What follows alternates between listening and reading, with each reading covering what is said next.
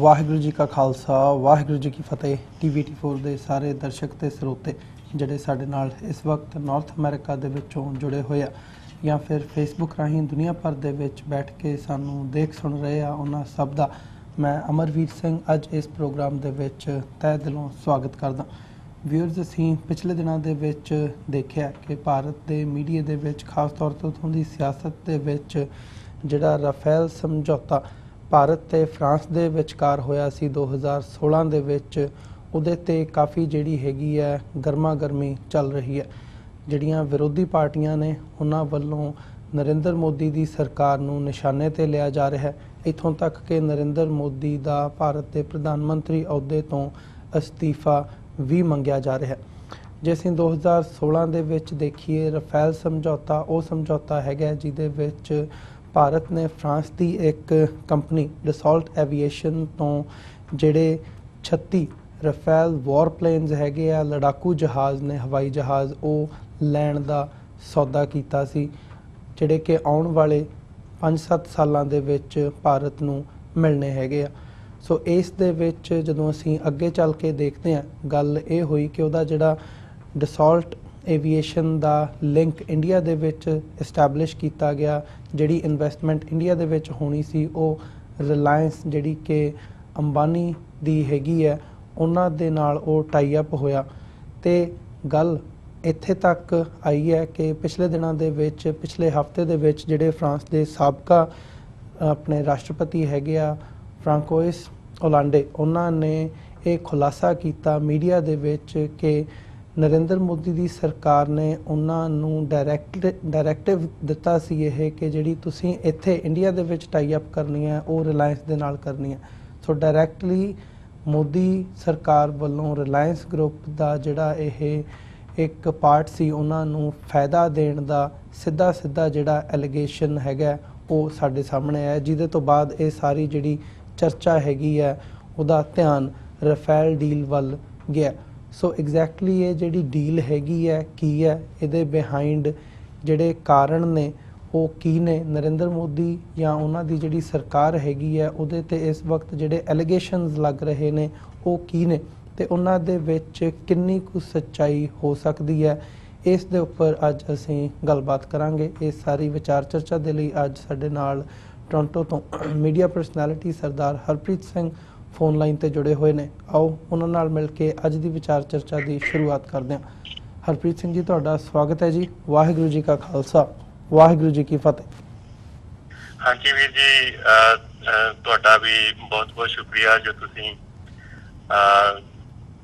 ਵੇਲੇ ਕੁ ਵੇਲੇ ਮੈਂ ਕਹੂੰਗਾ ਕਿ ਏਅਰ ਦੇ ਉੱਤੇ ਲੈ ਆਉਂਦੇ ਹੋ। ਸਭ ਤੋਂ ਪਹਿਲਾਂ ਜਿੰਨੇ ਵੀ ਸਾਡੇ ਲਿਸਨਰ ਨੇ ਜਾਂ ਜਿੰਨੇ ਵੀ ਸਾਡੇ ਦਰਸ਼ਕ ਨੇ ਜਾਂ ਸਰੋਤੇ ਨੇ ਉਹਨਾਂ ਨੂੰ ਵਾਹਿਗੁਰੂ ਜੀ ਕਾ ਖਾਲਸਾ ਵਾਹਿਗੁਰੂ ਜੀ ਕੀ ਫਤਿਹ ਜੀ। ਭਾਈ ਸਾਹਿਬ, ਗੱਲ ਸ਼ੁਰੂ ਕਰੀਏ ਇਸ ਇਸ਼ੂ ਤੋਂ। ਤੁਹਾਡਾ ਇਹਦੇ ਨਾਲ ਲਿੰਕ ਵੀ ਰਿਹਾ ਹੈਗਾ, ਤੁਸੀਂ ਅੱਖ ਵੀ ਰੱਖਦੇ ਹੋ ਇਸ ਸਾਰੇ ਇਸ਼ੂ ਦੇ ਉੱਤੇ। ਸੋ ਮੈਂ ਜਾਣਨਾ ਚਾਹੂੰਗਾ ਕਿ ਐਗਜ਼ੈਕਟਲੀ ਜਿਹੜੀ ਇਹ ਰਾਫੇਲ ਡੀਲ ਹੈਗੀ ਆ ਵਾਰ ਪਲੇਨਸ ਖਰੀਦਣ ਦੀ, ਇਹਦਾ ਪਿਛੋਕੜ ਕੀ ਹੈਗਾ, ਕੀ ਸੀ ਐਗਜ਼ੈਕਟਲੀ, ਕਿਉਂਕਿ ਕੋਈ ਨਵੀਂ ਗੱਲ ਨਹੀਂ ਹੈਗੀ, ਕਈ ਸਾਲਾਂ ਤੋਂ ਚੱਲਦੀ ਆਉਂਦੀ ਹੈ ਡੀਲ। ਭਾਵੇਂ 2016 ਦੇ ਵਿੱਚ ਬਣੀ, ਪਰ ਈਵਨ ਇਹ ਮੇਰੇ ਖਿਆਲ ਜੇ ਮੈਂ ਗਲਤ ਨਾ ਹੋਵਾਂ ਤਾਂ ਜਦੋਂ ਪਹਿਲਾਂ ਭਾਜਪਾ ਦੀ ਸਰਕਾਰ ਸੀ 2000 ਦੇ ਵਿੱਚ, ਉਦੋਂ ਇਹ ਕਿਤੇ ਫੈਸਲਾ ਲਿਆ ਗਿਆ ਸੀ ਕਿ ਅਸੀਂ ਜਿਹੜੇ ਵਾਰ ਪਲੇਨਸ ਹੈਗੇ ਆ, ਸਾਡੀ ਹਵਾਈ ਫੌਜ ਜਿਹੜੀ ਹੈਗੀ ਆ ਭਾਰਤ ਦੀ, ਉਹਨੂੰ ਅਸੀਂ ਮਜ਼ਬੂਤ ਕਰਨ ਦੇ ਲਈ ਕਦਮ ਪੁੱਟਣੇ ਹੈਗੇ ਆ। ਸੋ ਉੱਥੋਂ ਗੱਲ ਤੁਰੀ ਆਉਂਦੀ ਹੈ, ਕਿੱਥੇ ਤੱਕ ਪਹੁੰਚੀ ਤੇ ਐਗਜ਼ੈਕਟਲੀ ਜਿਹੜੀ ਇਹ ਡੀਲ ਸਿਰੇ ਚੜੀ ਹੈ ਕੀ ਹੈ ਇਹਦੇ ਬਿਹਾਈਂਡ? ਹਾਂਜੀ ਵੀਰ ਜੀ, ਸਭ ਤੋਂ ਪਹਿਲੀ ਤਾਂ ਜਿਹੜੀ ਤੁਸੀਂ ਇਹ ਗੱਲ ਕਹੀ ਆ ਵੀ ਇਹ ਹੈਗਾ ਕੀ ਆ, ਵੈਸੇ ਮੈਂ ਇਹ ਜ਼ਰੂਰ ਕਹਾਂਗਾ ਕਿ ਜਿਹੜੀਆਂ ਏਦਾਂ ਦੀਆਂ ਡੀਲਸ ਹੁੰਦੀਆਂ ਉਹਨਾਂ ਡੀਲਸ ਨੂੰ ਖੁਦ ਨੂੰ ਨਹੀਂ ਪਤਾ ਹੁੰਦੀਆਂ ਕਿ ਉਹ ਹੈਗੀਆਂ ਕੀ ਨੇ। ਬਾਕੀ ਜਿਹੜਾ ਹੈਗਾ ਸਾਰਾ ਰੋਲ ਘਚੋਲਾ ਹੀ ਹੁੰਦਾ, ਜੋ ਕੁਛ ਉਹ ਚੱਲਦਾ ਹੁੰਦਾ। ਪਿਛਲੇ ਸਾਲ ਆ ਹੋਇਆ, ਉਹ ਤੋਂ ਪਿਛਲੇ ਦਹਾਕੇ 'ਚ ਆ ਹੋਇਆ।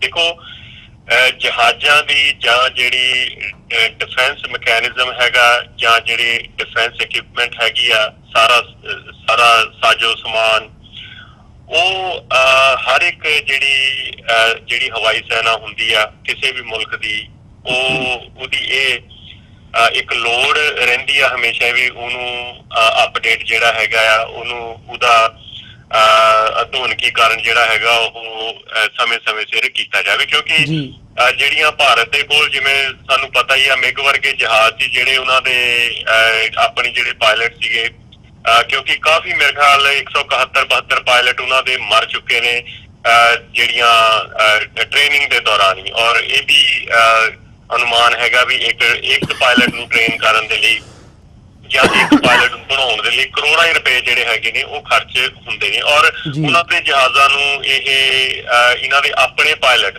ਫਲਾਈਂਗ ਕੌਫਿਨ ਜਿਹੜੇ ਹੈਗੇ ਆ ਉਹ ਕਹਿੰਦੇ ਸੀ। ਔਰ ਪਿੱਛੇ ਜੇ ਇਹ ਵੀ ਗੱਲ ਮਸ਼ਹੂਰ ਹੋਈ ਸੀ, ਇਹ ਵੀ ਗੱਲ ਸਾਹਮਣੇ ਆਈ ਸੀ ਕਿ ਜਿਹੜੇ ਪਾਇਲਟ ਨੇ ਭਾਰਤ ਦੇ ਉਹਨਾਂ ਨੇ ਰਿਫਿਊਜ਼ ਕਰ ਦਿੱਤਾ ਉਹਨਾਂ ਦੇ ਜਹਾਜ਼ ਚਲਾਉਣ ਤੋਂ ਹੀ, ਔਰ ਇਹ ਗੱਲ ਅਦਾਲਤਾਂ ਤੱਕ ਵੀ ਪਹੁੰਚੀ ਸੀ, ਕਾਫੀ ਇਹਨਾਂ ਦਾ ਵੀ ਰੌਲਾ ਪਿਆ ਸੀ। ਸੋ ਇਸ ਸਾਰੇ ਦੇ ਚੱਲਦਿਆਂ ਬਹੁਤ ਦੇਰ ਤੋਂ ਇਹ ਚੱਲ ਰਿਹਾ ਕਿ ਕਿਸ ਤਰੀਕੇ ਨਾਲ ਜਿਹੜੇ ਭਾਰਤ ਦੀ ਡਿਫੈਂਸ ਹੈਗੀ ਆ ਉਹਨੂੰ ਮਜ਼ਬੂਤ ਕੀਤਾ ਜਾਵੇ।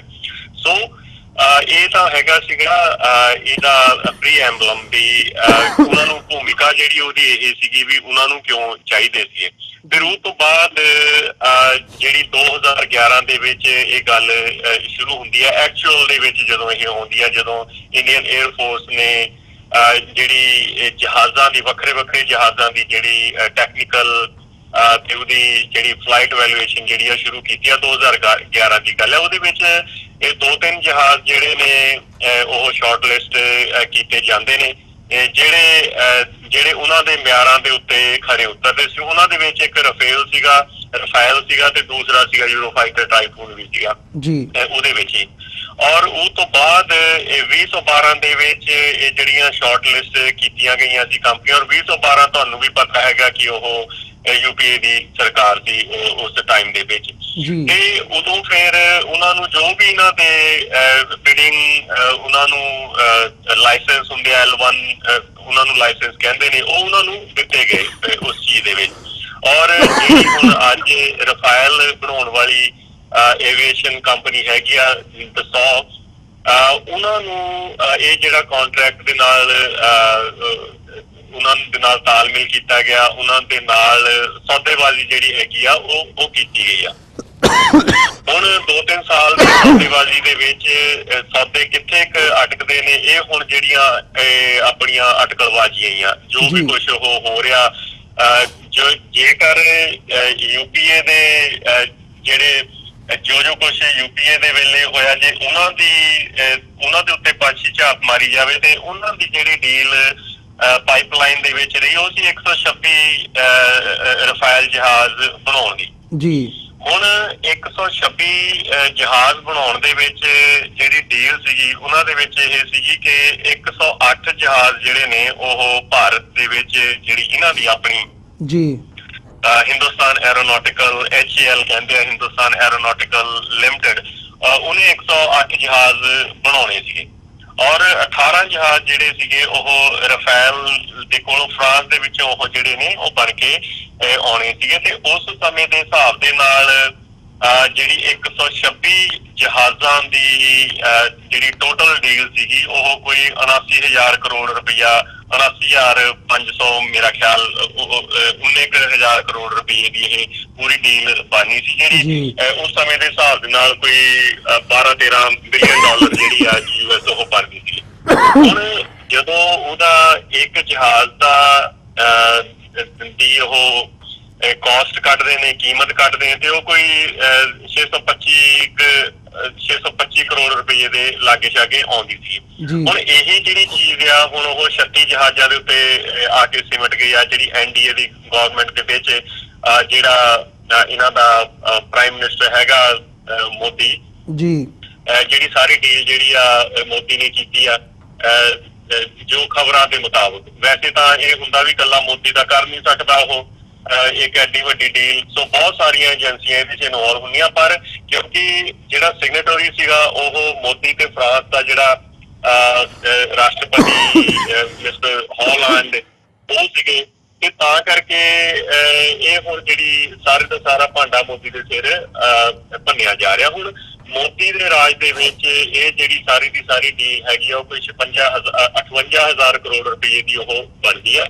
ਸੋ ਜਦੋਂ ਮਨਮੋਹਨ ਸਿੰਘ ਦੀ ਗਵਰਨਮੈਂਟ ਸੀਗੀ ਉਦੋਂ 79,500 ਜਾਂ 79,500 79,000 ਦੇ ਵਿੱਚ ਕਿਤੇ ਸੀਗੀ। ਇਹ ਮੈਨੂੰ ਐਗਜ਼ੈਕਟ ਫਿਗਰ ਤਾਂ ਨਹੀਂ ਪਤਾ, ਪਰ ਮੈਨੂੰ ਮੋਟੀ ਇਹ ਜਾਣਕਾਰੀ ਜ਼ਰੂਰ ਹੈਗੀ ਕਿ ਉਸ ਸਮੇਂ ਦੇ ਹਿਸਾਬ ਦੇ ਨਾਲ ਕੋਈ 600 ਕਰੋੜ ਰੁਪਏ ਦਾ ਇੱਕ ਜਹਾਜ਼ ਪੈਂਦਾ ਸੀ ਜੀ। ਹੁਣ ਜਿਹੜਾ ਅੱਜ ਦੀ ਇਸ ਡੀਲ ਦੇ ਵਿੱਚ ਜਦੋਂ ਇਹਨਾਂ ਨੇ 36 ਜਿਹੜੇ ਜੈਟ ਫਾਈਟਰ ਨੇ ਰਫਾਇਲ ਦੇ, ਉਹਨਾਂ ਦੀ ਕੀਮਤ ਜਿਹੜੀ ਹੈਗੀ ਆ ਕੋਈ 58,000 ਕਰੋੜ ਰੁਪਏ ਦੀ ਕਹੀ ਗਈ ਆ। ਹੁਣ ਉਸ ਹਿਸਾਬ ਦੇ ਨਾਲ ਇਹ ਲਗਭਗ 1611 ਕਰੋੜ ਰੁਪਏ ਦਾ ਇੱਕ ਜਹਾਜ਼ ਬਣਦਾ, ਜਿਹਦੀ ਜੇ ਹੁਣ ਇਹੀ ਸੌਦੇ ਦੇ ਮੁਤਾਬਕ ਜੇ ਮਨਮੋਹਨ ਸਿੰਘ ਦੀ ਗਵਰਨਮੈਂਟ ਦੇ ਵੇਲੇ ਇਹੀ 36 ਜਹਾਜ਼ਾਂ ਦਾ ਸੌਦਾ ਕਰਨਾ ਹੁੰਦਾ ਤੇ ਉਹ ਕੋਈ 22,500 ਕਰੋੜ ਰੁਪਏ ਦੇ ਪੈਣੇ ਸੀ, ਔਰ ਅੱਜ ਜਿਹੜੇ ਨੇ ਉਹੀ ਜਹਾਜ਼ ਨੇ ਉਹ 58,000 ਕਰੋੜ ਰੁਪਏ ਦੇ ਪੈ ਰਹੇ, ਯਾਨੀ ਕਿ 35,000 ਕਰੋੜ ਰੁਪਇਆ ਜਿਹੜਾ ਹੈਗਾ ਆ ਉਹ ਵੱਧ ਗਿਆ ਹੈ। ਜ਼ਿਆਦਾ ਜਿਹੜਾ ਹੈਗਾ ਉਹ ਖਰਚਿਆ ਜਾ ਰਿਹਾ ਪਲੇਨ ਦੇ ਮੁਤਾਬਕ, ਜਿਹੜੇ ਕਿ ਦੂਸ਼ਣਬਾਜ਼ੀਆਂ ਇਹ ਜਿਹੜੀਆਂ ਉਹ ਹੋ ਰਹੀਆਂ ਨੇ ਜੀ। ਮਨਮੋਹਨ ਸਿੰਘ ਦੀ UPA ਦੀ ਸਰਕਾਰ ਦੇ ਵੇਲੇ ਇੱਕ ਗੱਲ ਹੋਰ ਜੋ ਕਾਫੀ ਧਿਆਨ ਮੰਗਦੀ ਹੈ ਤੇ ਉਹ ਇਹ ਆ ਵੀ ਇੱਕ ਟੈਕਨੋਲੋਜੀ ਟਰਾਂਸਫਰ ਦੀ ਇੱਕ ਕਲੌਜ਼ ਵੀ ਉਸ ਸਾਰੇ ਮਸੌਦੇ ਦੇ ਵਿੱਚ ਜਾਂ ਸਾਰੇ ਸੌਦੇ ਦੇ ਵਿੱਚ ਤੈਅ ਕਰਨ ਦੀ ਕੋਸ਼ਿਸ਼ ਜਿਹੜੀ ਉਹ ਕੀਤੀ ਜਾ ਰਹੀ ਸੀਗੀ ਕਿ 10 ਸਾਲਾਂ ਦੇ ਬਾਅਦ ਜਿਹੜਾ ਟੈਕਨੋਲੋਜੀ ਟਰਾਂਸਫਰ ਹੈਗਾ ਉਹ ਦਸੌਲ ਜਿਹੜੀ ਏਵੀਏਸ਼ਨ ਹੈਗੀ ਆ ਉਹ ਸਾਰੀ ਦੀ ਸਾਰੀ ਜਿਹੜੀ ਆ ਟੈਕਨੋਲੋਜੀ ਟਰਾਂਸਫਰ ਉਹ ਹਿੰਦੁਸਤਾਨ ਐਰੋਨੌਟਿਕਸ ਲਿਮਟਿਡ ਨੂੰ ਦਊਗੀ ਜੀ। ਪਰ ਹੁਣ ਦੀ ਡੀਲ ਦੇ ਵਿੱਚ ਕੀ ਹੋਇਆ ਵੀ ਜਿਹੜੀ HAL ਹੈਗੀ ਆ ਉਹ ਜਿਵੇਂ ਦੁੱਧ ਚ ਮੱਖੀ ਕੱਢ ਕੇ ਬਾਹਰ ਮਾਰੀ ਦੀ ਹੁੰਦੀ ਆ ਉਵੇਂ ਕੱਢ ਕੇ ਮਾਰੀ ਆ ਬਾਹਰ। ਇਨ ਸਪਾਈਟ ਆਫ ਦਾ ਫੈਕਟ ਵੀ ਜਿਹੜੀ HAL ਦੇ ਕੋਲ ਪਿਛਲੇ ਕਾਫੀ ਦਹਾਕਿਆਂ ਤੋਂ ਹੀ ਪਿਛਲੇ ਕਾਫੀ ਸਾਲਾਂ ਤੋਂ ਪਰ ਪਿਛਲੇ ਕਾਫੀ ਦਹਾਕਿਆਂ ਤੋਂ ਉਹਨਾਂ ਦੇ ਕੋਲ ਇਸ ਗੱਲ ਦੀ ਐਕਸਪਰਟੀਜ਼ ਵੀ ਹੈਗੀ ਆ, ਇਸ ਗੱਲ ਦੀ ਮਹਾਰਤ ਵੀ ਹੈਗੀ ਆ, ਕਿਉਂਕਿ ਉਹਨਾਂ ਨੇ ਪਿਛਲੇ ਸਮਿਆਂ ਦੇ ਵਿੱਚ ਵੱਖਰੇ ਜਹਾਜ਼ ਬਣਾਏ ਵੀ ਨੇ, ਓਵਰਹਾਲ ਵੀ ਕੀਤੇ ਨੇ, ਜਿਵੇਂ MiG 21 ਤੇ 27 ਉਹਨਾਂ ਨੇ ਬਣਾਏ ਨੇ, ਜੈਗੁਰ ਬਣਾਇਆ ਹੈਗਾ ਉਹਨਾਂ ਨੇ, ਉਹਨਾਂ ਦੇ ਵਿੱਚ ਮਿਰਾਜ ਜਿਹੜੇ 2000 ਨੂੰ ਓਵਰਹਾਲ ਵੀ ਉਹਨਾਂ ਨੇ ਕੀਤਾ। ਇਸ ਤੋਂ ਇਲਾਵਾ ਜਿਹੜੇ ਸ਼ਿਕੋਈ ਜਹਾਜ਼ ਸੀਗੇ, ਸ਼ਿਕੋਈ 30 ਜਹਾਜ਼ ਸੀਗੇ ਜਿਹੜੇ ਉਹ ਵੀ ਉਹਨਾਂ ਨੇ ਬਣਾਏ ਸੀ। ਔਰ ਹੁਣ ਵੀ ਜਿਹੜੀ ਜਦੋਂ HAL ਦੀ ਨਾਸਿਕ ਵਾਲਾ ਜਿਹੜਾ ਪਲਾਂਟ ਹੈਗਾ ਆ ਉਹਨੂੰ ਸ਼ਿਕੋਈ 30 ਜਹਾਜ਼ ਮਤਲਬ 30 ਸ਼ਿਕੋਈ 30 ਜਿਹੜੇ ਜਹਾਜ਼ ਨੇ ਉਹਨਾਂ ਦੇ 212 ਫਾਈਟਰ ਬਣਾਉਣ ਦਾ ਜਿਹੜਾ ਹੈਗਾ ਆਰਡਰ ਮਿਲਿਆ ਹੋਇਆ, ਜਿਹੜਾ ਕਦੀ ਵੀ ਹੁਣ ਮੇਰੇ ਖਿਆਲ 200 ਦੇ ਕਰੀਬ ਉਹਨਾਂ ਨੇ ਉਹ ਜਹਾਜ਼ ਤਿਆਰ ਕਰ ਲਏ ਸੀਗੇ। 12-15 ਜਹਾਜ਼ਾਂ ਤੋਂ ਬਾਅਦ ਉਹਨਾਂ ਦੇ ਕੋਲ ਕਹਿ ਰਹੇ ਨੇ ਕਿ ਨਾਸਿਕ ਵਾਲਾ ਜਿਹੜਾ ਪਲਾਂਟ ਹੈਗਾ ਆ ਉਹਦੇ ਕੋਲ ਕੋਈ ਆਰਡਰ ਨਹੀਂ ਹੋਏਗਾ। ਸੋ ਇਹ ਮੈਂ ਇਹ ਗੱਲ ਕਰ ਰਿਹਾ ਕਿ ਉਹਦੇ ਕੋਲ ਇਸ ਚੀਜ਼ ਦਾ ਐਕਸਪੀਰੀਅੰਸ ਹੈਗਾ ਕਿ ਉਹ ਇਹ ਤੋਂ ਇਲਾਵਾ ਉਹਨੇ ਬਹੁਤ ਸਾਰੇ ਹੈਲੀਕਾਪਟਰ ਵੀ ਬਣਾਏ ਵੀ ਨੇ ਔਰ ਉਹਨਾਂ ਦੀ ਰਿਪੇਅਰ ਵੀ ਕੀਤੀ ਆ। ਚਾਹੇ ਕਿ ਇਹ ਵੀ ਗੱਲ ਸਹੀ ਆ ਵੀ ਇਹ ਉਹੀ ਕੰਪਨੀ ਆ ਹਿੰਦੁਸਤਾਨ ਐਰੋਨੌਟਿਕਲ ਜਿਹਦੇ ਕੋਲ ਅੱਜ ਤੱਕ ਕੋਈ ਟ੍ਰੇਨਰ ਜਹਾਜ਼ ਨਹੀਂ ਬਣਿਆ, ਜਿਹੜਾ ਇਹਨਾਂ ਨੂੰ ਕਿਹਾ ਗਿਆ ਸੀਗਾ ਇਹਨਾਂ ਤੋਂ ਅੱਜ ਤੱਕ ਉਹ ਟ੍ਰੇਨਰ ਜਹਾਜ਼ ਇਹ ਬਣਾ ਨਹੀਂ ਸਕੇ ਅੱਜ ਤੱਕ। ਔਰ ਇਹੀ ਕਾਰਨ ਸੀਗੇ ਵੀ ਜਿਹੜੇ ਪਾਇਲਟ ਨੇ ਉਹਨਾਂ ਨੂੰ MiG ਜਿਹੜੇ 21 ਜਾਂ MiG 27 ਜਿਹੜੇ ਨੇ ਉਹਨਾਂ ਦੇ ਵਿੱਚ ਹੀ ਟ੍ਰੇਨਿੰਗ ਦਿੱਤੀ ਜਾਂਦੀ, ਉਹ ਬਹੁਤ ਆਊਟਡੇਟਡ ਜਿਹੜੇ ਸੀਗੇ ਉਹ ਜਹਾਜ਼ ਹੋ ਚੁੱਕੇ ਸੀ ਜੀ। ਪਰ ਹੁਣ ਉਹਨਾਂ ਨੇ ਇੱਥੇ ਮੇਨ ਚੀਜ਼ ਹੁਣ ਕੀ ਹੈ ਯਾਰ, ਜਿੱਥੇ ਜਿਹੜੀ ਬੋਨ ਆਫ ਕੰਟੈਂਸ਼ਨ ਹੈਗੀ ਆ ਮੋਦੀ ਹੁਣਾਂ ਦੇ ਵਿੱਚ ਜਾਂ ਕਾਂਗਰਸ ਦੇ ਵਿੱਚ, ਉਹ ਇਹ ਹੈਗੀ ਆ ਵੀ HAL ਨੂੰ ਕਿਉਂ ਤੁਸੀਂ ਬਾਹਰ ਕਰ ਦਿੱਤਾ ਤੇ ਉਹਦੀ ਥਾਂ ਜਿਹੜੀ ਰਿਲਾਇੰਸ ਡਿਫੈਂਸ ਜਿਹੜੀ ਬਣੀ 2016 ਦੇ ਵਿੱਚ ਜਾ ਕੇ ਆ ਤੇ ਉਹਦੇ ਕੋਲ ਕੋਈ ਐਕਸਪੀਰੀਅੰਸ ਨਹੀਂ ਹੈਗਾ, ਕੋਈ ਉਹਦੇ ਕੋਲ ਐਮੂਨੇਸ਼ਨ ਦਾ ਐਕਸਪੀਰੀਅੰਸ ਨਹੀਂ ਹੈਗਾ, ਕੋਈ ਉਹਦੇ ਕੋਲ ਜਹਾਜ਼ਾਂ ਦਾ ਕੋਈ ਐਕਸਪੀਰੀਅੰਸ ਨਹੀਂ ਹੈਗਾ। ਉਹ ਕਿੱਥੋਂ ਲਿਆ ਕੇ ਬਾਹਰ ਦਿੱਤੀ ਔਰ 30,000 ਕਰੋੜ ਰੁਪਏ ਦੇ ਜਿਹੜੇ ਉਹਨੂੰ ਕੰਟਰੈਕਟਸ ਨੇ ਆਫਸੈਟ ਕੰਟਰੈਕਟਸ ਨੇ ਉਹ ਉਹਨਾਂ ਨੂੰ ਦੇ ਦਿੱਤੇ ਗਏ ਨੇ। ਹੁਣ ਇਹ ਵੀ ਗੱਲ ਹੁਣ ਜੋ ਗੱਲਾਂ ਅੱਗੇ ਹੋਰ ਆ ਰਹੀਆਂ ਨੇ ਬੜੀਆਂ ਇੰਟਰਸਟਿੰਗ ਨੇ ਇਹ ਗੱਲਾਂ ਵੀ ਜਿਵੇਂ ਜਿਹੜਾ ਉਹਨਾਂ ਦਾ ਰਾਸ਼ਟਰਪਤੀ ਸੀ ਫਰਾਂਸ ਦਾ ਰਾਸ਼ਟਰਪਤੀ, ਜਿਹੜਾ ਉਹਨੇ ਬਿਆਨ ਦਿੱਤਾ ਕਿ ਜਿਹੜਾ HAL ਨੂੰ ਹਟਾਉਣਾ ਜਾਂ ਰਿਲਾਇੰਸ ਨੂੰ ਉਹਦੇ ਚ ਇਨਕਲੂਡ ਕਰਨਾ, ਉਹਦੇ ਚ ਸਾਡਾ ਕੋਈ ਹੱਥ ਨਹੀਂ ਸੀ ਹੈਗਾ। ਸਾਡੇ ਹੱਥ ਵੱਜੇ ਸੀ, ਸਾਡੇ ਕੋਲ ਕੋਈ ਚੋਇਸ ਹੀ ਨਹੀਂ ਸੀ ਹੈਗੀ ਜੀ ਵੀ ਉਹ ਜਿਹੜੀ ਰਿਲਾਇੰਸ ਡਿਫੈਂਸ ਹੈਗੀ ਆ ਉਹਨੂੰ ਇਹਦੇ ਚ ਪਾਰਟਨਰ ਬਣਾਇਆ ਜਾ ਸਕੇ। ਔਰ ਇਹਦੇ ਨਾਲ ਦੀ ਨਾਲ ਹੋਰ ਵੀ ਬਹੁਤ ਸਾਰੀਆਂ ਜਿਹੜੀਆਂ ਟੇਢੇ ਮੇਢੇ ਰਾਸਤਿਆਂ ਦੇ ਥਾਣੀ ਜਿਹੜੇ ਲਿੰਕ ਜੁੜਦੇ ਨੇ। ਇਹ ਵੀ ਕਿਹਾ ਜਾਂਦਾ ਕਿ ਜੋ ਰਾਸ਼ਟਰਪਤੀ ਦੀ ਜਾਂ ਘਰ ਵਾਲੀ ਜਾਂ ਉਹਨਾਂ ਦੇ ਜੋ ਫਰੈਂਡ ਆ ਜਾਂ ਜੋ ਵੀ ਹੈਗੇ ਆ, ਉਹਨਾਂ ਦਾ ਕੋਈ ਐਂਟਰਟੇਨਮੈਂਟ ਦਾ ਵੀ ਇੱਕ ਹੋਰ ਇਹ ਕਹਿ ਲਓ ਕਿ ਕੰਪਨੀ ਹੈ ਜਿਹਦੇ ਵਿੱਚ ਅਨਿਲ ਅੰਬਾਨੀ ਦੇ ਪੈਸੇ ਲੱਗੇ ਹੋਏ ਆ। ਸੋ ਉਹਨਾਂ ਦੇ ਵਿੱਚ ਇਹ ਵੀ ਆ ਰਿਹਾ ਕਿ ਇਹ ਕਨਫਲਿਕਟ ਆਫ ਇੰਟਰਸਟ ਵੀ ਜਿਹੜਾ ਇਹਦੇ ਵਿੱਚ ਆ ਰਿਹਾ ਕਿ ਉਹੀ ਰਿਲਾਇੰਸ ਡਿਫੈਂਸ ਜਿਹੜੀ ਆ ਅਨਿਲ ਅੰਬਾਨੀ ਦੀ, ਉਹੀ ਰਫੇਲ ਜਹਾਜ਼ਾਂ ਦੇ ਵਿੱਚ ਆ ਤੇ ਉਹੀ ਜਿਹੜੀ ਆ ਉਹਨਾਂ ਦੀ ਐਂਟਰਟੇਨਮੈਂਟ ਵਾਲੀ ਕੰਪਨੀ ਦੇ ਵਿੱਚ ਉਹਦਾ ਹਿੱਸੇਦਾਰੀ ਆ ਜਾਂ ਉਹਦੀ ਇਨਵੈਸਟਮੈਂਟ ਹੈਗੀ ਆ। ਸੋ ਇਹ ਵੀ ਗੱਲਾਂ ਇਹ ਕੀਤੀਆਂ ਜਾ ਰਹੀਆਂ ਜਾਂ ਇਹ ਵੀ ਹੋ ਸਕਦਾ ਵੀ ਅਨਿਲ ਅੰਬਾਨੀ ਨੇ ਤਾਂ ਹੀ ਇਨਵੈਸਟ ਕੀਤਾ ਹੋਵੇ ਜੇ ਉਹਨੂੰ ਇਸ ਗੱਲ ਦੀ ਸ਼ੋਰਟੀ ਮਿਲੀ ਹੋਈ ਹੋਵੇ ਜਾਂ ਉਹਨੇ ਤਾਈਓ ਫੇਵਰ ਕੀਤਾ ਹੋਵੇ ਵੀ ਤਾਂ ਕਿ ਉਹਦੇ ਮਨ ਦੇ ਵਿੱਚ ਇਹ ਖਿਆਲ ਸੀ ਕਿ ਅਸੀਂ ਇਸ ਤਰੀਕੇ ਨਾਲ ਇੱਕ ਵੱਡੇ ਕੰਟਰੈਕਟ ਜਿਹੜੇ ਨੇ ਉਹ ਲੈਣੇ ਨੇ।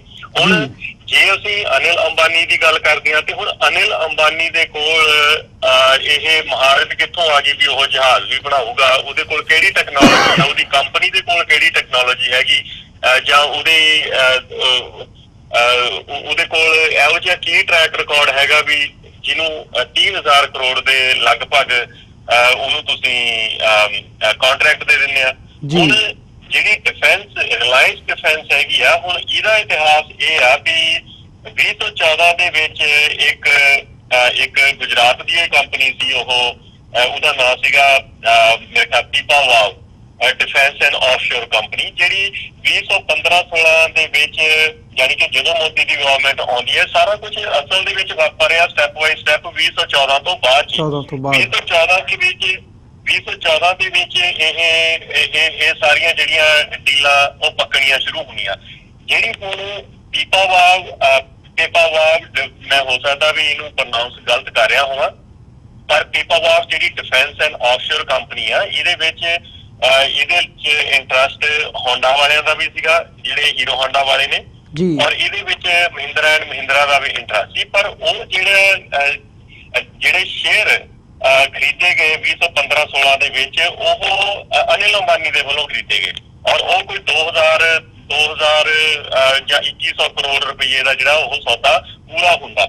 3 ਮਾਰਚ 2016 ਨੂੰ ਜਿਹੜੀ ਇਹ ਕੰਪਨੀ ਹੈਗੀ ਆ ਪੀਪਾਵਾਵ ਡਿਫੈਂਸ ਐਂਡ ਆਫਸ਼ੋਰ ਕੰਪਨੀ, ਉਹ ਕਨਵਰਟ ਹੋ ਕੇ ਰਿਲਾਇੰਸ ਡਿਫੈਂਸ ਐਂਡ ਇੰਜੀਨੀਅਰਿੰਗ ਦੇ ਵਿੱਚ ਤਬਦੀਲ ਕਰ ਦਿੱਤੀ ਜਾਂਦੀ ਹੈ।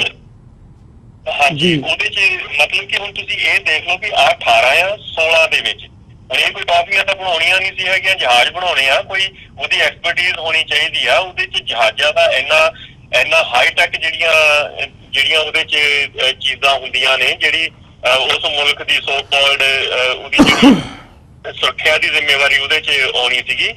ਹੁਣ 2016 ਤੋਂ ਇਹ ਕੰਪਨੀ ਬਣਦੀ ਆ, ਉਹਨੂੰ ਫਿਰ ਲਾਇਸੈਂਸ ਮਿਲਦੇ ਨੇ। 2017 ਦੇ ਵਿੱਚ ਉਹਨੂੰ ਲਾਇਸੈਂਸ ਵੀ ਮਿਲ ਜਾਂਦਾ। ਫਿਰ 2017 ਦੇ ਵਿੱਚ ਹੀ ਉਹਨਾਂ ਨੇ ਸ਼ੁਰੂਆਤ ਵੀ ਸ਼ੁਰੂ ਕਰ ਦਿੰਦੇ ਆ। ਅਕਤੂਬਰ ਦੇ ਵਿੱਚ ਨਾਗਪੁਰ ਦੇ ਵਿੱਚ ਜਿਹੜੀ ਦਸੌਲ ਏਵੀਏਸ਼ਨ ਦੇ ਨਾਲ ਆਪਣੀ ਭਾਈਵਾਲੀ ਕਰਕੇ ਤੇ ਇੱਕ ਫੈਕਟਰੀ ਲਾਉਣ ਦੀ।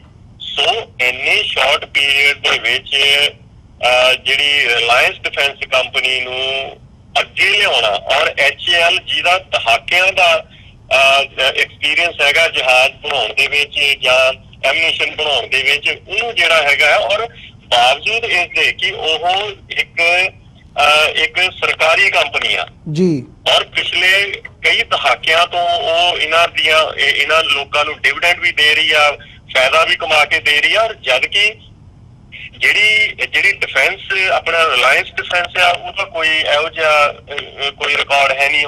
ਫਿਰ ਇਹ ਗੱਲਾਂ ਇਹ ਆ ਰਹੀਆਂ ਕਿ ਉਹਨਾਂ ਨੂੰ ਇਹ 30,000 ਕਰੋੜ ਰੁਪਏ ਦਾ ਜਿਹੜਾ ਤੁਸੀਂ ਉਹ ਦਿੱਤਾ ਕੰਟਰੈਕਟ ਦਿੱਤੇ ਨੇ ਉਹ ਕਿਹੜੇ ਹਿਸਾਬ ਨਾਲ ਦਿੱਤੇ ਨੇ।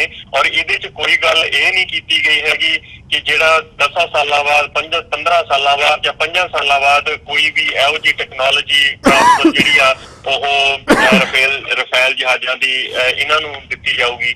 ਸੋ ਇਹ ਚੀਜ਼ਾਂ ਨੇ ਜਿਹੜੀਆਂ ਅੱਜ ਇੱਕ ਕਾਰਨ ਬਣਿਆ ਉੱਥੇ ਜੋ ਕੁਛ ਵੀ ਅੱਜ ਚੱਲ ਰਿਹਾ ਭਾਰਤ ਦੇ ਵਿੱਚ। ਵੈਸੇ ਮੈਂ ਇੱਕ ਗੱਲ ਹੋਰ ਕਹਿ ਦਿੰਦਾ ਕਿ ਇਹਦਾ ਫਰਕ ਕੋਈ ਕਿਸੇ ਨੂੰ ਨਹੀਂ ਪੈਣਾ ਵੀ, ਨਾ ਤਾਂ ਕੋਈ ਦਾ ਮੋਦੀ ਨੂੰ ਫਰਕ ਪੈਣਾ, ਕਿਉਂਕਿ ਉਹਨਾਂ ਇਹ ਆ ਕਿ ਜਿਹੜੇ ਮੋਦੀ ਦੇ ਜਿੰਨੇ ਕੁ ਵੀ ਸ਼ੇਰ ਨੇ, ਕਾਗਜ਼ੀ ਸ਼ੇਰ ਨੇ, ਉਹਨਾਂ ਨੇ 2G 3G ਸਕੈਮ ਨੂੰ ਆਧਾਰ ਬਣਾ ਕੇ ਜੀ ਉਹਦੇ 'ਚ 1.76 ਲੱਖ ਕਰੋੜ ਰੁਪਈਏ ਦਾ ਘਪਲਾ ਹੋਇਆ, 1,76,000 ਕਰੋੜ ਰੁਪਈਏ ਦਾ ਘਪਲਾ ਹੋਇਆ।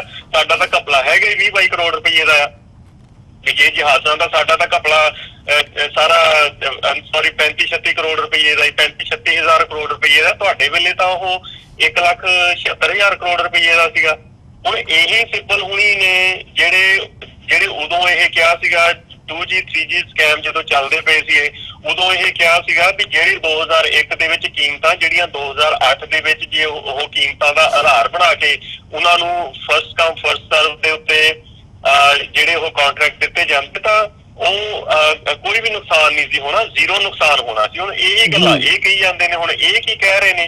ਹੁਣ ਇਹ ਕਹਿ ਰਹੇ ਨੇ ਜਿਹੜੇ ਇਹਨਾਂ ਦੇ ਮੱਲ ਨੇ, ਉਹ ਇਹ ਕਹਿੰਦੇ ਪਏ ਨੇ ਭਾਈ ਇਹਦੇ ਵਿੱਚ ਅਸੀਂ ਉਹ ਚੀਜ਼ਾਂ ਪੁਆਈਆਂ ਜਿਹੜੀਆਂ ਸਾਨੂੰ ਲੋੜ ਸੀ।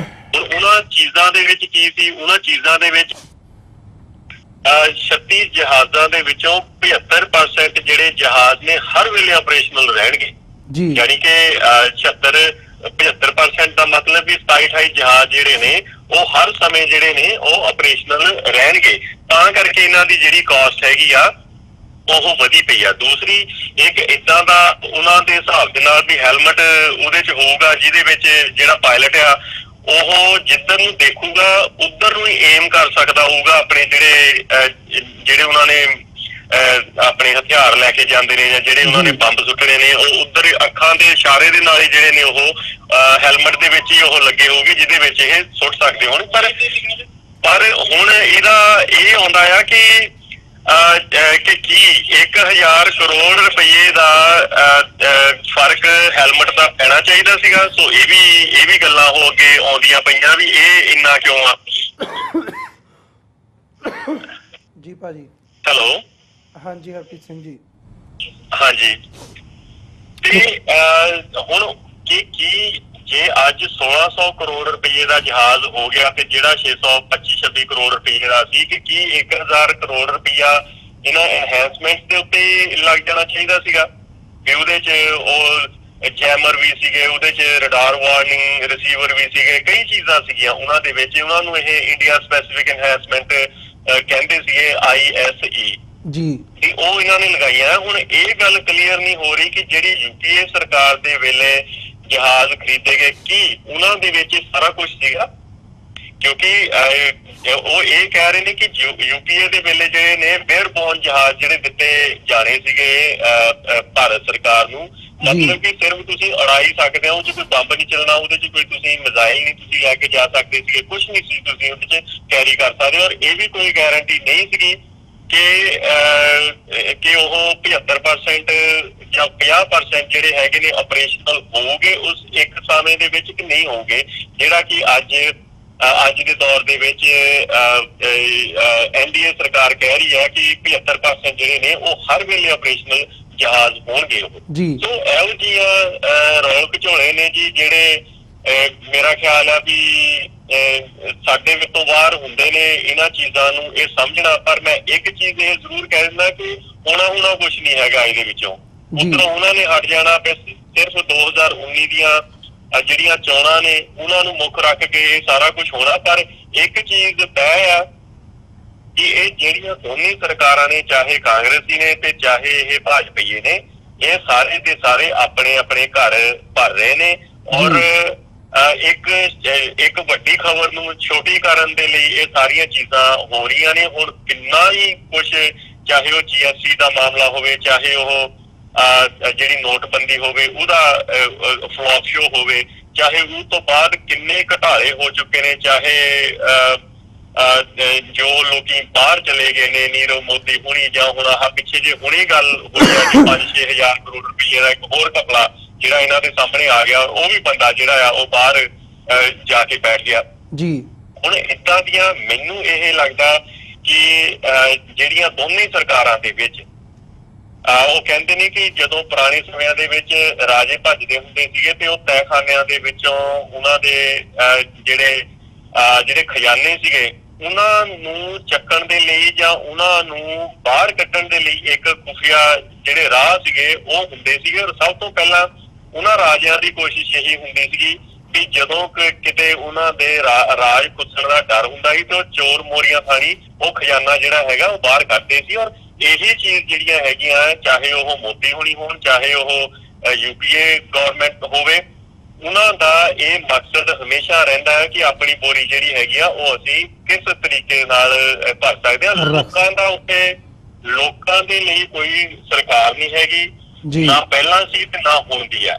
ਲੋਕੀ ਜਿਨ੍ਹਾਂ ਦੇ ਸਿਰ ਦੇ ਉੱਤੇ 80 ਹਜ਼ਾਰ ਰੁਪਈਏ ਦਾ ਕਰਜ਼ਾ ਆ ਉਹ ਤਾਂ ਲੈ ਲੈਂਦੇ ਆ ਫਾਹੇ, ਜਿਨ੍ਹਾਂ ਦੇ ਕੋਲ 80 ਹਜ਼ਾਰ ਕਰੋੜ ਰੁਪਈਏ ਦੇ ਘਪਲੇ ਜਿਹੜੇ ਕਰ ਜਾਂਦੇ ਆ ਉਹਨਾਂ ਦੇ ਉੱਤੇ ਕੋਈ ਵੀ ਕਿਸੇ ਵੀ ਤਰੀਕੇ ਦਾ ਸ਼ਿਕੰਜਾ ਜਿਹੜਾ ਕੱਸਿਆ ਨਹੀਂ ਜਾਂਦਾ, ਨਾ ਸਰਕਾਰਾਂ ਵੱਲੋਂ, ਨਾ ਪਾਰਲੀਮੈਂਟਾਂ ਵੱਲੋਂ, ਨਾ ਹੀ ਇਹਨਾਂ ਦੀਆਂ ਅਦਾਲਤਾਂ ਵੱਲੋਂ, ਨਾ ਹੀ ਕਿਸੇ ਕਾਨੂੰਨ ਦੇ ਵੱਲੋਂ ਇਹਨਾਂ ਦੇ ਉੱਤੇ ਸ਼ਿਕੰਜਾ ਕੱਸਿਆ ਜਾਂਦਾ। ਕਹਿੰਦੇ ਜ਼ਰੂਰ ਨੇ ਕਿ ਇਹਨਾਂ ਦੀਆਂ ਅਦਾਲਤਾਂ ਜਿਹੜੀਆਂ ਨੇ ਉਹ ਨਿਰਪੱਖ ਨੇ, ਪਰ ਜੇਕਰ ਤੁਸੀਂ ਇਹਨਾਂ ਦੇ ਬਿਆਨ ਸੁਣਦੇ ਹੋ, ਉਹ ਸਵਾਮੀ ਦਾ ਇਹ ਬਿਆਨ ਸੀਗਾ ਵੀ ਇਹ ਜਿਹੜੀ ਜੀ ਪਾਰਲੀਮੈਂਟ ਆ ਸੁਪਰੀਮ ਕੋਰਟ ਤੋਂ ਵੀ ਉੱਪਰ ਆ, ਕਨਸਟੀਟਿਊਸ਼ਨ ਤੋਂ ਜਿਹੜੀ ਸੁਪਰੀਮ ਕੋਰਟ ਆ ਉਹ ਕਨਸਟੀਟਿਊਸ਼ਨ ਤੋਂ ਥੱਲੇ ਆ। ਹੁਣ ਇਹਦਾ ਕੀ ਤੁਸੀਂ ਕਹਿਣਾ ਚਾਹੁੰਦੇ ਹੋ? ਹੁਣ ਉਹਨੇ ਇਹ ਕਹਿਣਾ ਚਾਹਿਆ ਸੀਗਾ ਕਿ ਚਾਹੇ ਕੋਈ ਵੀ ਫੈਸਲਾ ਹੋਵੇ, ਬਾਬਰੀ ਮਸਜਿਦ ਦਾ ਕੋਈ ਵੀ ਫੈਸਲਾ ਹੋਵੇ, ਜੇ ਉਹ ਫੈਸਲਾ ਇਹਨਾਂ ਦੇ ਖਿਲਾਫ ਜਾਂਦਾ, ਹਿੰਦੂਆਂ ਦੇ ਖਿਲਾਫ ਜਾਂਦਾ, ਕਿ ਉਹ ਪਾਰਲੀਮੈਂਟ ਦੇ ਥਰੂ ਕੋਈ ਵੀ ਇਹੋ ਜਿਹਾ ਕਾਨੂੰਨ ਬਣਾ ਕੇ ਜਿਹੜੀ ਆਪਣਾ ਸੁਪਰੀਮ ਕੋਰਟ ਦੀ ਵਰਡਿਕਟ ਹੈ ਉਹਨੂੰ ਸੁਪਰਸੀਡ ਕਰ ਸਕਦੇ ਨੇ। ਸੋ ਮੇਰੇ ਕਹਿਣ ਦਾ ਮਤਲਬ ਸਿਰਫ ਇਹੀ ਆ ਕਿ ਇਹ ਦੋਨੇ ਜਿਹੜੀਆਂ ਹੈਗੀਆਂ ਚੋਰਾਂ ਦੀਆਂ ਪਾਰਟੀਆਂ ਨੇ, ਇਹ ਕਰਦੇ ਕੀ ਨੇ? ਆਪਸ ਦੇ ਵਿੱਚ ਫਰੈਂਡਲੀ ਮੈਚ ਖੇਲਦੇ ਨੇ। ਇਹਨਾਂ ਨੇ ਰਾਫੇਲ ਦਾ ਉਹ ਲੈਣ ਦਾ, ਉਹਨਾਂ ਨੇ 2G 3G ਸਕੈਮ ਲੈਣ ਦਾ। ਜਦੋਂ ਮੋਦੀ ਹੁਣੀ ਹੁੰਦੇ ਆ ਉਹ ਦਿੱਲੀ ਦਾ ਕੇਸ ਲੈ ਆਉਂਦੇ, ਦਿੱਲੀ ਦੇ ਕਤਲੇਆਮ ਦਾ। ਜੇ ਉਹਨਾਂ ਨੂੰ ਸਵਾਲ ਇਹ ਕੀਤਾ ਜਾਂਦਾ ਆ ਕਾਂਗਰਸ ਦੇ ਵੱਲੋਂ ਕਿ ਤੁਸੀਂ ਗੁਜਰਾਤ ਦੇ ਵਿੱਚ ਕੀ ਕੀਤਾ, ਸੋ ਆਪਸ ਦੇ ਵਿੱਚ ਇਹ ਨੂਰਾ ਕੁਸ਼ਤੀ ਇਹਨਾਂ ਦੀ ਚੱਲਦੀ ਰਹਿੰਦੀ ਆ। ਲੋਕਾਂ ਨੂੰ ਇਹ ਬੇਵਕੂਫ ਬਣਾਉਂਦੇ ਰਹਿੰਦੇ ਨੇ ਤੇ ਅਲਟੀਮੇਟਲੀ ਆਮ ਬੰਦੇ ਨੂੰ ਇਹਨਾਂ ਦਾ ਕੋਈ ਫਾਇਦਾ ਨਹੀਂ ਹੁੰਦਾ, ਨਾ ਹੀ ਹੋਣਾ। 4 ਦਿਨ ਇਹ ਗਾੜੀ ਚੱਲਣੀ ਆ, 4 ਦਿਨ ਮੁੜ ਕੇ ਫੇਰ ਜਿਹੜੀ ਗੱਲ ਹੈਗੀ ਹੈ ਉਹ ਉੱਥੇ ਹੀ ਆ ਜਾਣੀ ਹੈ। ਜੀ ਬਿਲਕੁਲ ਹਰਪ੍ਰੀਤ ਸਿੰਘ ਜੀ, ਜਿਵੇਂ ਤੁਸੀਂ ਇਵੈਂਚੁਅਲੀ ਜਿਹੜੀ ਗੱਲ ਕੀਤੀ ਹੈ ਕਿ ਜਿਹੜਾ ਆਮ ਬੰਦਾ ਹੈਗਾ ਉਹ ਤਾਂ ਮਰ ਰਿਹਾ ਹੈਗਾ, ਕਿਸਾਨ ਹੋਵੇ, ਮਜ਼ਦੂਰ ਹੋਵੇ ਜਾਂ ਜਿਹੜਾ ਗਰੀਬ ਤਬਕਾ ਹੈਗਾ, ਤੇ ਜਿਹੜੇ ਵੱਡੇ ਵੱਡੇ ਕਾਰਪੋਰੇਟ ਘਰਾਣੇ ਹੈਗੇ ਆ ਉਹ ਵੱਡੇ ਵੱਡੇ ਘਪਲੇ ਕਰਕੇ ਦੇ ਵਿੱਚੋਂ ਨਿਕਲ ਜਾਂਦੇ ਆ। ਪਰ ਇੱਕ ਗੱਲ ਜ਼ਰੂਰ ਹੈਗੀ ਹੈ, ਸਾਰੀ ਗੱਲਬਾਤ ਚੋਂ ਜਿਹੜੀ ਅਸੀਂ ਕਹਿ ਸਕਦੇ ਹਾਂ ਕਿ ਵਾਜਬ ਜਿਹੜੇ ਸਵਾਲ ਹੈਗੇ ਆ ਉਹ ਜ਼ਰੂਰ ਚੁੱਕੇ ਜਾ ਰਹੇ ਆ। ਭਾਵੇਂ ਉਹ ਪ੍ਰਾਈਸ ਦਾ ਇੰਨਾ ਹਾਈ ਜਾਣਾ ਇਹਨਾਂ ਜਹਾਜ਼ਾਂ ਦੀ, ਫਿਰ ਇਹਦੇ ਵਿੱਚ ਜਿਹੜੀ ਗਵਰਨਮੈਂਟ ਦੀ ਏਜੰਸੀ ਹੈਗੀ ਹੈ ਉਹਨੂੰ ਕੱਢ ਕੇ ਉੱਥੇ ਰਿਲਾਇੰਸ ਡਿਫੈਂਸ ਨੂੰ ਵਾੜਨਾ, ਤੇ ਸਾਰਾ ਜਿਹੜਾ ਫਾਇਦਾ ਹੈਗਾ ਉਹ ਜਿਵੇਂ ਕਹਿੰਦੇ ਹੁੰਦੇ ਆ ਵੀ ਆਪਣੇ ਬੰਦਿਆਂ ਨੂੰ ਦੇਣ ਦੀ ਲਾਈਨ ਕਿਤੇ ਨਾ ਕਿਤੇ ਨਜ਼ਰ ਆਉਂਦੀ ਹੈ। ਸੋ ਆਉਣ ਵਾਲੇ ਸਮੇਂ ਦੇ ਵਿੱਚ ਦੇਖਾਂਗੇ ਕਿ ਜਿਹੜੀ ਇਹ ਸਥਿਤੀ ਹੈਗੀ ਹੈ ਉਹਦੇ ਵਿੱਚੋਂ ਕੀ ਹੋਰ ਸਾਡੇ ਸਾਹਮਣੇ ਆਉਂਦਾ ਤੇ ਜਿਹੜੇ ਇਹ ਸਰਕਮਸਟੈਂਸਸ ਨੇ ਇਹ ਕਿੱਧਰ ਨੂੰ ਅਨਫੋਲਡ ਹੁੰਦੇ ਆ। ਸੋ ਤੁਹਾਡਾ ਬਹੁਤ ਬਹੁਤ ਧੰਨਵਾਦ, ਤੁਸੀਂ ਆਪਣਾ ਸਮਾਂ ਕੱਢਿਆ ਤੇ ਸਾਡੇ ਨਾਲ ਇਹ ਸਾਰੇ ਇਸ਼ੂ ਦੇ ਉੱਤੇ ਵਿਚਾਰਾਂ ਦੀ ਸਾਂਝ ਪਾਈ ਹੈ। ਅੰਤ ਦੇ ਵਿੱਚ ਇੱਥੇ ਹੀ ਇਜਾਜ਼ਤ ਚਾਹਾਂਗੇ ਜੀ ਤੁਹਾਡੇ ਕੋਲੋਂ। ਬਹੁਤ ਬਹੁਤ ਧੰਨਵਾਦ। ਵਾਹਿਗੁਰੂ ਜੀ ਕਾ ਖਾਲਸਾ, ਵਾਹਿਗੁਰੂ ਜੀ ਕੀ ਫਤਿਹ। ਵਿਊਅਰਸ, ਉਮੀਦ ਕਰਦੇ ਹਾਂ ਕਿ ਜਿਹੜੀ ਅੱਜ ਦੀ ਸਾਡੀ ਇਹ ਗੱਲਬਾਤ ਸੀ ਸਰਦਾਰ ਹਰਪ੍ਰੀਤ ਸਿੰਘ ਜਿਹੜੇ ਕਿ ਟੋਰਾਂਟੋ ਤੋਂ ਸਾਡੇ ਨਾਲ ਬਣੇ ਹੋਏ ਸੀ, ਉਹਨਾਂ ਦੇ ਨਾਲ ਤੁਹਾਨੂੰ ਜ਼ਰੂਰ ਪਸੰਦ ਆਈ ਹੋਵੇਗੀ। ਜਾਂਦੇ ਜਾਂਦੇ ਤੁਹਾਡੇ ਚਰਨਾਂ ਦੇ ਵਿੱਚ ਵੀ ਬੇਨਤੀ ਕਰਦੇ ਹਾਂ, TVT4 ਨੂੰ ਅੱਗੇ ਵਧਾਉਣ ਦੇ ਲਈ ਸਾਨੂੰ ਤੁਹਾਡੀ ਸਹਾਇਤਾ ਦੀ ਲੋੜ ਹੈ। ਤੁਸੀਂ ਸਾਡੀ ਵੈਬਸਾਈਟ 'ਤੇ ਜਾ ਕੇ ਸਾਨੂੰ ਡੋਨੇਟ ਕਰ ਸਕਦੇ ਹੋ www.tv84.tv। ਇਸੇ ਦੇ ਨਾਲ ਵਿਊਅਰਸ, ਅਸੀਂ ਅੱਜ ਦੇ ਪ੍ਰੋਗਰਾਮ ਦੇ ਵਿੱਚ ਤੁਹਾਡੇ ਕੋਲੋਂ ਇੱਥੇ ਹੀ ਇਜਾਜ਼ਤ ਚਾਹਾਂਗੇ। ਦੁਬਾਰਾ ਫਿਰ ਕੱਲ੍ਹ ਨੂੰ ਤੁਹਾਡੇ ਨਾਲ ਮੁਲਾਕਾਤ ਹੋਵੇਗੀ। ਤਦ ਤੱਕ ਲਈ ਇਜਾਜ਼ਤ ਦਿਓ ਜੀ। ਵਾਹਿਗੁਰੂ ਜੀ ਕਾ ਖਾਲਸਾ, ਵਾਹਿਗੁਰੂ ਜੀ ਕੀ ਫਤਿਹ।